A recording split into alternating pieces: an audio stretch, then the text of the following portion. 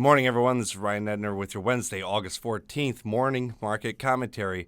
Now that we're through with the USDA report, it's likely that attention will quickly turn back to weather maps. And we do have a little bit of excitement here, at least for the corn, maybe drawing in a little bit of support. We'll take a look right here this morning at the 11 to 15-day temperature map. What we see on this map here, quite a flip from yesterday. We see below average temperatures for the Dakotas, Montana, with some of those temperatures falling to 9 degrees below average.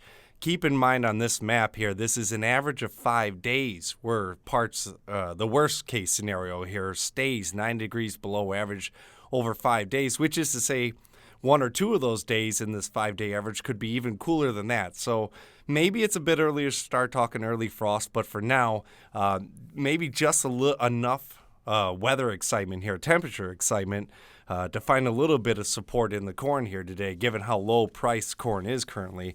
Let's take 2 quick looks here. First, we'll start off precip with the 1 to 5 day precip map. We see this map puts a solid shot of rain across the Midwest. Some totals obviously coming in quite impressive, but anything in the light blue is 1.5, 2 inches. So we'll call that a pretty solid coverage map. Also, briefly, let's flip over to the 6 to 10 day map.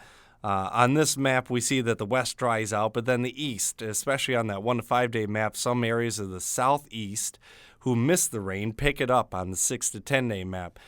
So we'll call this solid forecast not just for corn, but actually the temperature maps may weigh on beans a little bit after they've tried to hold solid support during the corn setback here. This is a solid 10-day forecast for August for the bean market. So that's what we're seeing here as far as temperature maps. Again, we do think that most of the attention will turn to temperature maps. Also, of course, if you're trading beans, you want to keep a very close eye on China headlines, which have been positive earlier in the week. Yesterday kind of slowed down a bit, but we always want to keep a close eye on China headline talk if there is any. Now let's move to the latest statement we have about the packing plant fire in Holcomb, Texas. The direct quote we're seeing here this morning says, assuming 5,000 to 6,000 head per day capacity at a Holcomb, Texas slaughter plant. The data indicates only 1 shift per day being lost, and basically is quote saying that other locations are picking up some of that lost slaughter capacity here. So that is to say that the comments coming out of that area saying that maybe things aren't quite as bad as futures have panicked, but we did see cattle futures drop down after recovering off limit, dropping back to limit. That occurred when a Nebraska cash bid started at 100. That is $12 below last week's trade in Nebraska. So while there was a little bit of hope and a little bit of comeback yesterday, that first bid dropped us right back down limit. That quote we just looked at says that maybe we can already start to ease back the panic. But if we really want to see any sizable bounce in the cattle, we do need to see packers bid better than that very low ball bid we saw yesterday. Lastly, let's take a look at one more chart. This is packer profitability.